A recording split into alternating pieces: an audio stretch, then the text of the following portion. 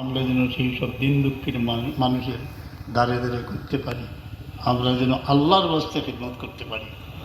সেই মা বাবার দয়ায় কয়েক হাজার কম্বল শীত বস্ত্র আমরা বিতরণ করেছি, যে আরও শীত বস্ত্র বিতরণের ইচ্ছা আছে।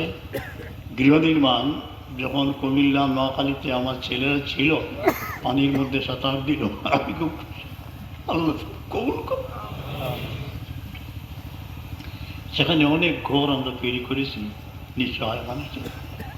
আর ঘর মাঝে মধ্যে জলে পড়ে ছাই হয়ে যায়, যেটা স্বাভাবিক আগুনে পুড়ে কোনো কোনো জায়গায় দেখা যায় দুশ্মনের জ্বালানো। এই ঘরগুলো আমরা বানাইবার চেষ্টা করি। মাশাআল্লাহ প্রায় শতাধিক ঘর, এই জলা ঘর 33 বা 34টা আমরা এই বছর তৈরি করেছি। আল্লাহ তৌফিক দিয়েছেন। কোত্থেকে সে তৌফিক আসলো? আমার মা বাবার দোয়া।